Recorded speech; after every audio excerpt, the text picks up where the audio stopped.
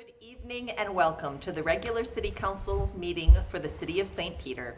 It is Monday, February 26th, 2024 at 7 p.m. We are called to order. Would all please rise for the pledge? I pledge allegiance to the flag of the United States of America and to the republic for which it stands, one nation, under God, indivisible, with liberty and justice for all.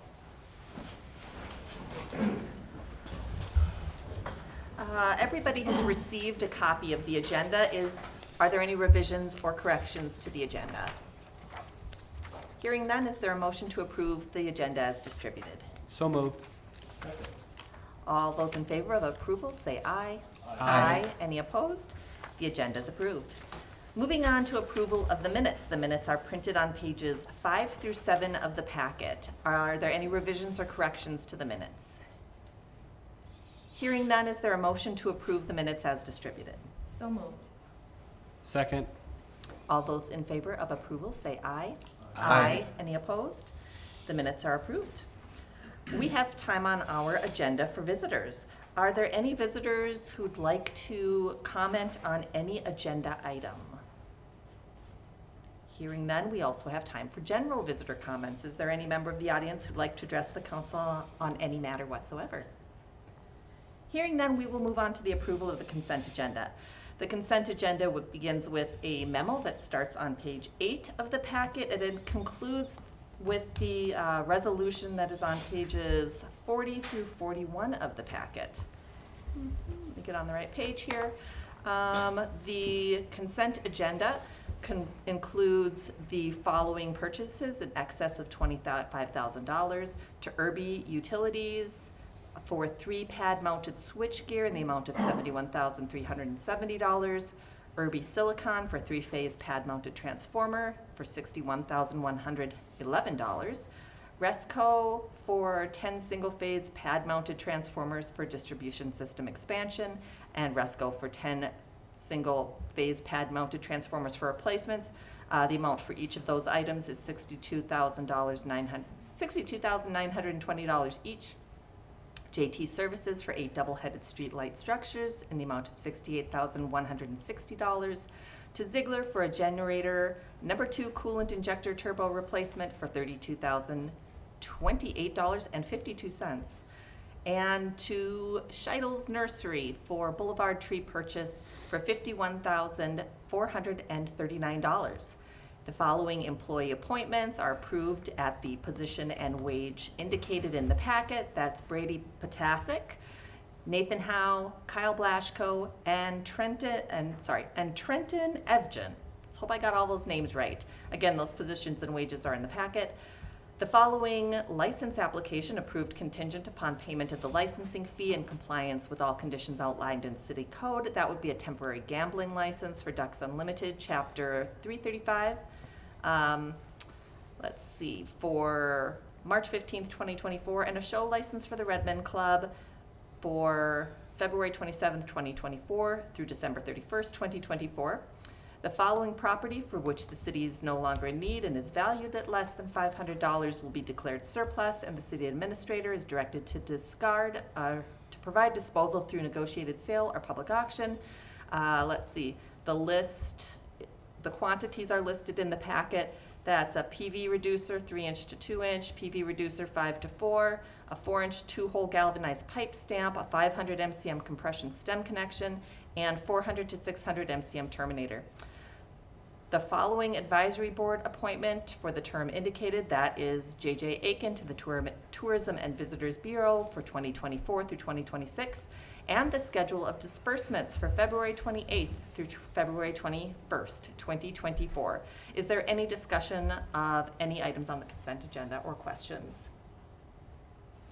Hearing no questions or discussion, is there a motion to approve the consent agenda? So moved. We have a motion and a second. Call the roll, please. Mayor Noel. Aye. Councilmember Johnson. Aye. Councilmember Pettis. Aye. Councilmember Ramp. Aye. Councilmember Sharstrom. Aye. The resolution is approved. We have no items of unfinished business tonight, so we will move on to new business. The first item of new business is the adoption of a resolution accepting dedication of Old Minnesota Avenue right-of-way parcel, and Ben is here to talk to us about that. All right, thank you, Mayor, Noel, and members of the council. Registered Land Survey, or RLS number 72, was approved by both Traverse Township and Nicollet County back in 2018. The subdivided property split 18 acres into 4 tracts. Those 4 tracts are listed on page 42 there. Tracts A, B, and C are actually located outside city limits in Traverse Township, and Tract D is located within city limits and used as right-of-way for Old Minnesota Avenue. There was an issue that was discovered, and it was due to ownership that was never transferred. To resolve this issue, the owners recently signed a land dedication document which deeds Tract D to the city of St. Peter for public purposes. Staff views this as a cleanup issue, and it is appropriate for the city to accept the dedication of Tract D, RLS number 72, and that is shown on page 44 in the green, and also on page 45 in the highlighted blue area. The dedication is on page 46, and the resolution is on page 48. I'd be happy to answer any questions, but staff would recommend approval of this. Any questions for Ben? Carrie? Yeah, Ben, how is a cleanup issue identified? Was this from the property owners, or is this something that your office is auditing? It was brought up to us from a neighbor, and we looked into it and found what was annexed, what was not, and then what was approved and what hadn't been done yet, so a little bit of both. Okay, thank you. Typically, if I could, Madam Mayor, typically this is something that we wouldn't necessarily audit for.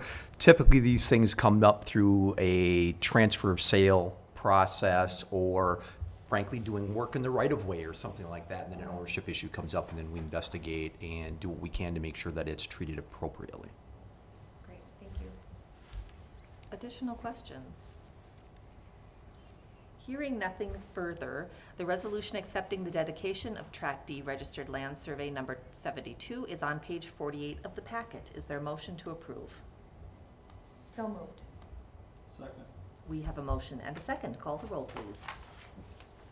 Councilmember Johnson? Aye. Councilmember Pettis? Aye. Councilmember Ramp? Aye. Councilmember Schuersten? Aye. Mayor Noel? Aye. The resolution is approved. Next item of new business is the adoption of resolutions related to issuance of 2 revolving loans for 227 Mulberry LLC. All right, thank you, Mayor Noel, and members of the council. So back in 2023, if you remember, the council reviewed several proposals for the old fire hall project. After much review and discussion, the council eventually awarded the proposal to Tremendous Brewing Company. Tremendous Brewing plans to renovate the property into a brewery and tap room, and also be able to hold special events. Closing on that property is scheduled for this Friday. The ownership and the management structure is listed on 49 there.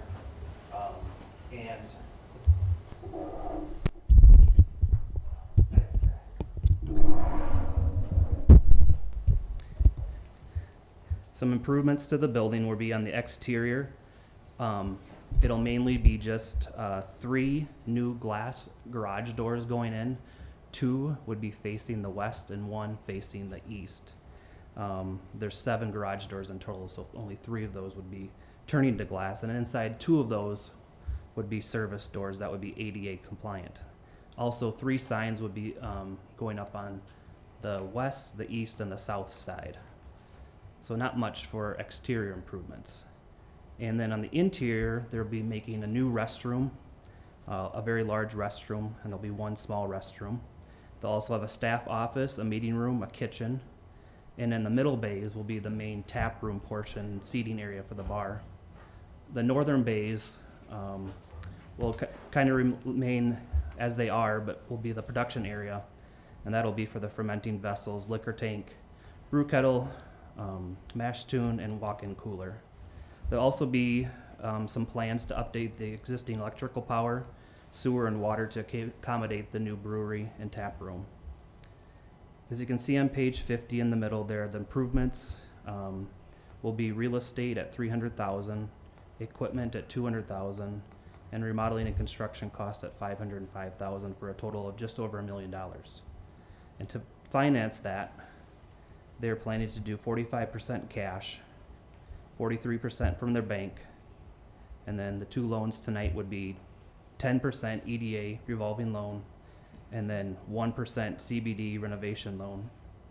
They're gonna get $5,000 from the development court and $5,000 from the ambassadors, to total that just over $1 million. So both the revolving loan fund and the CBD, or Central Business District renovation loan program, are here to help fill these financial gaps for projects just like this. If approved, the $110,000 loans requested as shown on top of page 51 would be broken down as follows. $10,000 at a 0% interest rate over 10 years would be about an $83 a month payment. That money is not available until after the project is done. The revolving loan fund money would be at 6% over 20 years. There'd be a 5-year review period or balloon, and that would be about a $716 a month payment for just under $800 a month in payments, and that would total the $110 amount that they're requesting. So on February 22nd, the EDA reviewed the application, information, and documents and recommended approval of the loans based on those terms. The EDA did not see any concerns with the applicant's ability to honor the note. And then on February 13th, the HPC reviewed the exterior improvements and also recommended approval of those. They will have to have a personal guarantee, a mortgage, and then life insurance. On page 52 is how the building will look, the exterior of the building. And then page 53 is the resolution for $100,000, and page 55 is the resolution for the $10,000. Be happy to answer any questions. Questions for Ben? Carrie? Well, I serve on the EDA, so just wanted to provide some insight. The applicants were at the EDA meeting, and they did talk about how the gap financing would help. When they got into the building, they said they realized a couple things that they needed to make sure they did to take care of the building. One of them is a fire suppression system, and so that the gap financing would be helpful in order for them to renovate. And then also, just for transparency, we do have someone from Franson Bank and Trust on the EDA, so he abstained, and we were fortunate to have Todd and one of the other bankers serve on the loan committee, and they didn't have any concerns and helped establish the interest rate recommendation, and the rest of the EDA did not have any concerns and recommended approval. Thanks for that additional information. Any other comments or questions? Hearing no discussion further, we will move on to the resolution, the first resolution, which begins on page 53 of the packet. And that resolution is approving a revolving loan in the amount of $100,000 to 227 Mulberry LLC to partially finance renovation improvements at 227 Mulberry Street, the old fire hall, Tremendous Brewing Company.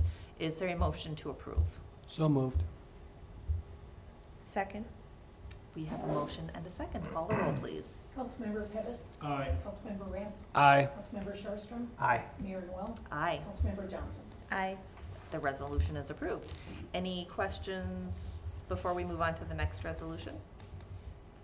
The next resolution is approving a Central Business District renovation loan in the amount of $10,000 to 227 Mulberry LLC to partially finance renovation improvements at 227 West Mulberry Street, aka the old fire hall / Tremendous Brewing Company. Is there a motion to approve?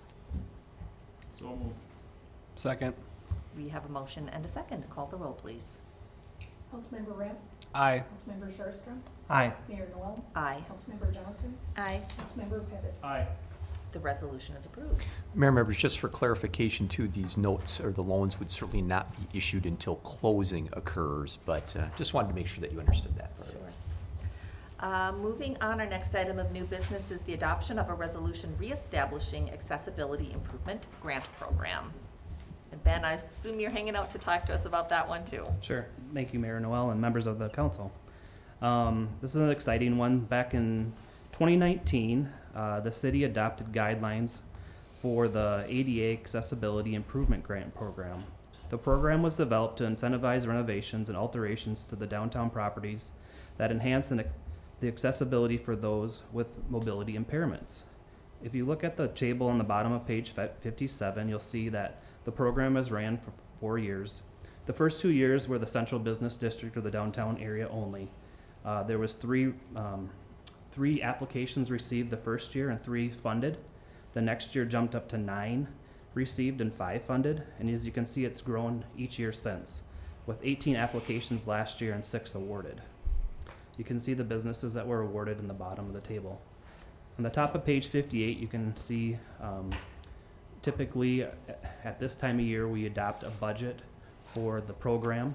And then later, as you can see on the timeline on page 58, usually around May or June, we'll actually award different businesses, and that total may just be a little bit different than that budgeted amount. And then sometimes the actual even comes in, the projects might come in a little bit less is usually what happens than what they were planning. So, like I said, I'm on the middle of page 58. The timeline would be for the council to approve the program tonight. Then we would be notifying and mailing out notifications to all the businesses. And then we would start up our review committee again, review those in April, and then make recommendations in May for council award. So given the success of this program over the past 4 years, the EDA did look at this and wants to reestablish this program again for 2024. And this time it would be for a budget of $45,000, which does come from our finance director and the interest that we earn each year on our revolving loan funds. That's kind of where that number comes from. So I'd be happy to answer any questions. Otherwise, the resolution is on page 59. Oh, okay. Any questions? Oh, Todd. Ben, if you could, Mayor members, there's some information included on your desk. It's titled Exhibit A. This is the Accessibility Improvement Grant Program guidelines. And Ben originally wanted this in the packet, and I missed getting this into the packet for you. But the EDA did recommend a couple of very small technical changes related to the program. And as you know or are aware based on the discussion earlier, this is something that's renewed on an annual basis. That's how we've looked at this. So our assumption is that if you do approve the resolution, which establishes the budget and puts the program in place, that it's under these new guidelines. So Ben, there's a couple of things. If you wouldn't mind maybe pointing those out, that would be great. Again, nothing that we view as being a policy issue, and certainly were recommended by the EDA as a part of their recommendation to move this program forward. So there's 8 sections to those guidelines. Section 1, 5, 7, and 8 would have no changes. Section 2 is just expanding the list of eligible projects. Section 3, the EDA wanted to make sure that there was a deadline in place, so that being a year for these projects to get done, so they just don't keep going, and we can award new ones. Section 4 is a reduction in the maximum grant amount per property from $25,000 to $20,000. They thought that appropriate, just given the budgets of $35,000, $45,000, $55,000. One project at $25,000 could take up the majority of the funding. And then in Section 6, this is a more extensive list of criteria used to determine the program priorities. So this is last year when the group got together, they used this list to kind of help them see who would rise to the top for funding. So those are the main changes. Ben, thank you. Thanks. It's really helpful, and from my perspective, they seem like really sensible changes, and changes that applicants who view this, I think, have the opportunity to provide a better application, kind of knowing in a more clear manner what the committee will consider when they're reviewing applications. So thanks for that. Carrie. And the review committee really provided, they provided great context for why these changes are helpful. They're the ones that review all the applications and make those recommendations to the EDA. So really their insight was really helpful in making these changes. I also said this at the EDA meeting where we discussed this, but I always like to give a shout out to former council member Stephen Grams and former council member John Kwame, they initiated this grant program and said, asked for it, and it's really truly is an honor to carry this work forward. And then I also just think it's a really good use of the interest income that is earned on that revolving loan fund, that we can keep putting that back into our community for this purpose. Any other comments or discussion? All right, hearing nothing further, the resolution reestablishing a commercial accessibility improvement grant program is printed on pages 59 and 60 of the packet. Is there a motion to approve? So moved. Second. We have a motion and a second. Call the roll, please. Councilmember Sherstrom? Aye. Mayor Noel? Aye. Councilmember Johnson? Aye. Councilmember Pettis? Aye. Councilmember Rim? Aye. The resolution is approved. Moving on to the adoption of a resolution adopting wastewater treatment facility plan. Mayor and members, Curtis is here, your water resource superintendent. If you have any very detailed questions, I know he'd be excited to come up and answer those as well. But really, Chris Swanson is here from Bolton Mink. Chris has been your engineer on water and wastewater projects for now a little bit more than 2 decades, if I recall properly. So Chris has shepherded us in a number of ways related to treatment and treatment technologies. And he has been the project lead engineer on this planning project. And as you know, Pete spoke about him actually very nicely at your workshop. And so we wanted to make sure that we mentioned that on TV, Chris, as well. So Chris, take it away if you would. Thank you, Todd. Thank you, Mayor Noel, Council. So as Todd mentioned, I am Chris Swanson. Been with Bolton Mink for 22 years. Senior principal engineer there. So my specialty is water and wastewater treatment plants. And so worked on a number of things in the community here, from at the ending of the wastewater plant when it first started up, to a number of upgrades there, and then also the water plants from 2007 to 2011 when those were updated. So very familiar with the community, and I'm thankful to have worked here as long as I have, and continue to help you guys plan and look at what's needed. So as part of this effort at the wastewater treatment facility, you'll read in your packet that this first started up in February of 2004, so almost exactly 20 years ago. And these plans that we develop and facilities are designed for 20-year lifespans. Certainly the buildings and a lot of stuff in them last longer than that, but at that 20-year mark, we should start planning again for what the next steps are. And so that planning process at a wastewater plant is called the facility plan. We take a look at flows and loadings, what has happened in the past. We project out to the future and say, okay, here's what we think is going to be coming up. The treatment facility that you have is properly sized for the next 20 years. So it, through a combination of less water use and wastewater use and correction of inflow and infiltration stuff, the treatment plant is able to plan ahead for the next 20 years for the flows and loadings that are needed. The other things we look at are future regulations that are coming in, and trying to plan for those and making sure that the projects we're recommending account for what we believe the MPCA will be implementing over the next 20 years. We look at the equipment and do an assessment of each item so that we have the existing conditions and can kind of go through that. And then from that, we develop a number of alternatives for the city to consider, and then recommendations and funding as we go through it. So that's kind of the planning aspect of a facility plan. Each community typically does this every 20 years and goes through this process then of looking at what needs are for the wastewater treatment facility. In St. Peter, as I mentioned, the size of your facility is good. There are a number of items for consideration. Mainly aging infrastructure and equipment that's just reached the end of its useful life and in need of replacement. Believe it or not, that those are expensive. I wish I was Ben here, only pulling out 10,000 and 45,000, but up to like $35 million worth of equipment needs over the next 10 years. Excuse me, at the wastewater treatment facility. There's also regulations that we look at, and right now St. Peter's sitting very good for regulations. They've removed the phosphorus in their wastewater. They have softening water plants, so you don't have a lot of chlorides going down. Next things coming up are PFAS that you hear about, total nitrogen, which would be an addition onto this facility. So everything at the facility is needed. There would just be an additional process to remove all the nitrogen out of the wastewater. Technical detail, but kind of how that process goes through. You convert it from ammonia and then into nitrogen gas to get rid of it. And that would be the process that we'd add on is the biology needed to turn that into nitrogen gas. These future regulations are not in place yet. There's nothing that we're doing or recommending now that would affect these. And so what we're saying is wait until the regulations come on that end.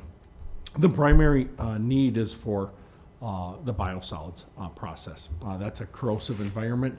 The wastewater comes into the treatment plant. The solids settle in the primary clarifiers. We won't get too detailed for everybody here on the council, but be happy to talk more about that. And we will try and remember to invite Chris to do a tour this summer. Yeah. 'Cause I know many of you have not been in the plant. Yeah. They're interesting to see. Everybody enjoys going to the wastewater plant and the water plants and seeing kind of where that stuff comes from. You can tell that Chris is an engineer because he said everybody enjoys Yeah, going to the wastewater treatment plant. But it's important for you to see and know. I took my wife there for a date when we were dating one time, and she still remembers that. The solids settle out. We need to treat those solids separately. Right now, the process that St. Peter uses mixes it with a lime process, and then you land apply those biosolids. That's a very corrosive process, and so we're saying in the next 1 or 2 years, the city needs to plan to replace that or do a different biosolids process. After that, you can see on page 63 of your packet kind of a list of the major improvements there for main lift station. Number 5 is the one I was just talking about on biosolids. After that, item 2 is kind of the next. That's the preliminary treatment where the raw wastewater comes in, and that's also a corrosive environment. So what happens is the more corrosive environments, the quicker that equipment wears out and needs to be replaced, with the following items coming up over the next 10 years. So the goal of these improvements is to work through the improvements in the order that they're needed, but also the order that match up with the financial wherewithal of the city, both from getting grants and loans from the state and financial planning for your rates of other loans coming off and being able to pay for these items. And so that's kind of where we sit. This planning document is there. We've identified the needs. We've made recommendations as to where that goes. And so now the next step in this process is to submit this facility plan to the Minnesota Pollution Control Agency. That requires council approval. And then with that, we can also get on the funding list to go after certain loans, low interest loans and grants. And so this evening, certainly answer any questions you would have or interesting tidbits about wastewater treatment that we'd like to discuss. But the ultimate goal here is this is the planning document. We're up at 30,000 feet. We're looking down. We're going to bring that jet in for a landing over the next year or two to get the biosolids upgraded, both from a financial package and also from a technical detail. So funding is first.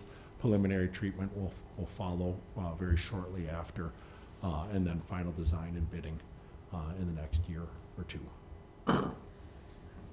Any questions, or Todd, Curtis, anything you'd like to add? Curtis, if you have anything you'd like to add, if you're okay, that's great. All right, thank you. I would mention that certainly this is just a high-level plan, as Chris has mentioned. Before we go out for bids on anything, before any rates are changed, before any of that occurs, there is a lot of additional council action that is necessary. But as Chris said, for us to submit this to the MPCA, we have to have approval of this plan, and this then signals us to continue to think and move forward when those funding opportunities and permitting opportunities are available. Thanks. Questions, comments? Carrie? Sorry, I had lots of comments and questions today. 2 questions. And I don't know a whole lot about the system, but I will learn this summer. But the Amoresco investment, or that, when we did that, is that part of any of the process where we need to do upgrades? That is, Chris, why don't you answer that, and then we'll talk about why we did it at that time. Yeah, so UV equipment actually reached the end of its useful life at about 15 years, and that's at the tail end of the process. And so there was some energy savings that could be gained there, and so we went through that Amoresco process and replaced the UV 5 or 6 years ago. I was part of that design team that, doing that. And so that's been upgraded. So that's out another 10, beyond the 10-year Okay. lifespan of what we're looking at for these improvements right now. And Chris, you said that was energy savings, but it also gave us better treatment at the end, if I recall right. Is that true? It was a stronger disinfection method. The bulbs have been upgraded. There's better technology out there for inactivating the viruses and bacteria with that UV light. It's my understanding that the main areas that need the improvements are really the beginning part of the process and the end with biosolids. Yep, that's a good understanding, yeah. And then when we are ready to apply for grants, did I read it correctly in the packet? That's something that Bolton and Meg supports us in with Yeah. those applications. So this is the first part, the tail end, the facility plan that Gunnar has helped me put together with this has got all the funding documents for the Clean Water Revolving Fund, which is the low interest loan. And that also ranks us on the project priority list. And that ranking then will play into the point source implementation grant. And that application is in July, and we'll work with the city on preparing that as well to maximize that grant. Also looking at water infrastructure financing. There's also federal earmarks that communities have been using or seeking with the federal government for their wastewater, and then also direct legislative appropriation. And some of those come down to what other goals and objectives the city has on seeking funding. But certainly the Clean Water Revolving Fund, federal earmarks, water infrastructure financing, and point source implementation grant are the main ones we'd be looking at for this project. Great, thank you. If there is no further discussion, I will look forward to having that tour in the summer, very much Have so. they been through the water plant too? We will, but since this one has some We're significant going through the wastewater work going first. on, yeah. Yeah. First comes first. You've been to the water plant already? Yeah, Has everyone? I think we all Uh, have. Just not Josh. Maybe not Josh. Maybe not Josh. What Sure. about Yeah. the course you've been through? Yeah. Oh. Yep, yep. All right, on that note, the resolution approving the wastewater treatment plant facility plan and authorizing submission of a plan to the Minnesota Pollution Control Agency is on pages 67 through 68 of the packet. Is there a motion to approve? So moved. Second. We have a motion and a second. Call the roll, please. Mayor Noel. Aye. Councilmember Johnson. Aye. Councilmember Pettis. Aye. Councilmember Ramp. Aye. Councilmember Schuster. Aye. The resolution is approved. Next up, thank you very much for coming tonight. Thanks, Chris. Thank Nice to see ya. Chris. We will move on to adoption of a resolution approving a new business license applications. Thought I was skipping ahead. Mayor, members, located on page 69 is the memo, and the resolution follows for 2 new licenses. As you know, your practice, process, and policy is that renewals go on your consent agenda, and new licenses come to you as a part of a separate agenda item, and this is that separate agenda item. The first is for South Central Pride through Charlie Johnston. This is for a temporary gambling license application. It's for a fundraiser on April 12th at the Capitol Room. The second is for Paddlefish Brewery, who will be hosting entertainment at their establishment, and the licensing period would be from February 27th through December 31st, and that's a new license. The end of the year is your regular end of cycle for this type of license. And again, the resolution's included in your packet. I'm happy to answer questions as best I can. Any questions for Todd? Ben? So can I get clarification? Is it April 12th or April 13th? It says April 12th in the memo. It says April 13th in the resolution. April 13th, according to their website. I have it pulled up. Okay. All right, so the resolution is correct. If you approve it, I don't know that it's a material difference, but we'll make sure that we have it correct. It really is based on when they're looking to have their first event, but we'll make sure we have it correct. Any additional questions? Hearing nothing further, the resolution approving temporary gambling license is on page 70 of the packet. Is there a motion to approve? So moved. Second. We have a motion and a second. Call the roll, please. Councilmember Johnson. Aye. Councilmember Pettis. Aye. Councilmember Ramp. Aye. Councilmember Schuster. Aye. Mayor Noel. Aye. The resolution is approved. Next up, this is our final item of new business tonight. Adoption of a resolution approving execution of a 2024 library services contract with Nicollet County. Mayor, members, all of you have been through this before in previous years. This is an agreement with Nicollet County for them to provide resources for library services. As you know, we've long held that the amount of money that the county levies throughout the county and that provides to the city has been pretty static up until 2023, where they increased it $5,000, and that amount is steady from 23 to 24. We certainly want to encourage them to provide more resources. County residents use our library extensively, and you have a great library with lots of wonderful programmings and remote access opportunities and all kinds of things. And while we want them to provide more money, we certainly want to be thankful for the amount of money that they provide us. They're required under state law to provide a minimum maintenance of effort since they have previously provided resources to you. The contract that you see in front of you, starting on page 73 and ending on page 75, is substantially similar to contracts that you have seen in the past. We've typically, and I think, only gone on a one-year, year-by-year basis for this. The resolution included in your packet on page 76 is to enter this agreement with Nicollet County. If you don't enter the agreement and they don't provide you resources, well, you'll be short over $50,000 within your library budget. This is the amount that we planned for as a part of your library budget. I will also mention that typically in June or July, the city of St. Peter and the city of North Mankato combine to gather some data and use that data to encourage the county to provide additional resources. But again, the resolution is on page 76, and the recommendation is to approve that resolution. Thank you very much, Todd. Discussion or questions? Carrie? Will our eroding library reserves be leverage in that conversation? That has been something that we've discussed with them in the past. I don't know what leverage there really is for this one, but it certainly is a fact that we've demonstrated them in previous years. Thank you. Whether or not it's worth noting as a part of this conversation, our library is greatly supported by the Schmidt Foundation. And where we have gaps in terms of what I would characterize as inadequate funding from the county, we are certainly blessed by that foundation, which provides a lot for our community.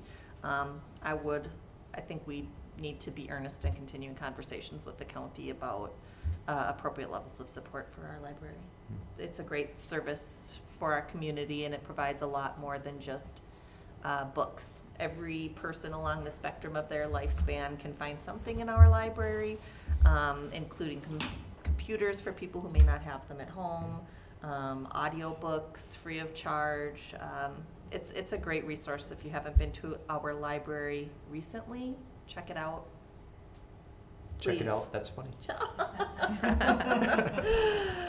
All right, I'll get off my soapbox and see if anybody else has any questions or discussion on this one. Hearing nothing further, the resolution authorizing execution of a library services contract is on page 76 of the packet. Is there a motion to approve? So moved. Second. We have a motion and a second. Call the roll, please. Councilmember Pettis. Aye. Councilmember Ramp. Aye. Councilmember Sharpstra. Aye. Mayor Noel. Aye. Councilmember Johnson. Aye. The resolution is approved.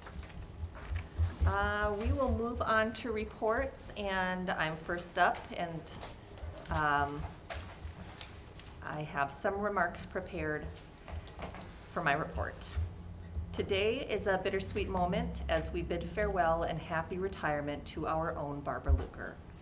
Despite your aversion to the spotlight, please forgive me for briefly reflecting on your incredible contributions to our city. Barbara, you embody a profound love for St. Peter. You are a passionate advocate for our community who demonstrates an admirable commitment to making sure that all voices are heard and that everyone is represented in the important work that we do. Your skills as a communicator and a writer are second to none. Your ability to convey complex information with clarity has been a cornerstone. Thank you for the thousands of city council packets, meeting minutes, and hot sheet articles. Your written words, Barbara, will forever echo in the records of our city. In the 2 years that I have had the honor to serve as mayor, Barbara has been an anchor and a reassurance in moments of challenge and uncertainty. I am grateful that you have been at my right side during these times. I know I speak not only for myself, but for many council members when I say that Barbara's steady presence has been a beacon through the complexities of city governance. As we bid farewell to Barbara, we eagerly anticipate the next chapter of her journey. You have earned your retirement many times over and deserve the opportunity to finally have every Monday open to do whatever you please. So thank you, Barbara, for your dedication, your wisdom, and your friendship. You leave behind a city that is better, stronger, and more resilient because of you. Thank you. Thank you, Barbara. All right. Now is a chance for council members if you have any reports at this time. We love you, Barbara. Yeah, I don't want to follow that. Thank you. Thank you, Barbara. Thank you. I won't have to email you anymore to get emails to Todd. Thank you, Barbara. Thank you. All right. City Administrator. I have no additional reports, Madam Mayor. All right. On that note, we will move on to a resolution calling for a closed session. Mayor, members, the resolution's in your packet. I'm requesting a closed session under Minnesota Statute 13D.05 for the review of the potential offer or sale of real estate or personal property potentially located at 1 Scholarship Way. The resolution's in your packet. This would provide for a closed session. I would anticipate for anybody that's watching or in attendance here that the council will only come back into regular session to adjourn the meeting. There is no action planned on my part for the city council after this closed session. All right. So we will adjourn to the Traverse de Sioux room. Let's see. The resolution calling for the closed session is on page 77. Is there a motion to approve? So moved. Second. We have a motion and a second. Call the roll, please. Councilmember Ram, Aye. Councilmember Sherstrom, Aye. Mayor Long, Aye. Councilmember Johnson, Aye. Councilmember Pettis. The resolution is approved. We will move into closed session. It is 7:41 p.m. Members, again, Traverse de Sioux room. Take me a few seconds to get kind of packed up, and I'll be down there if it's not open. We'll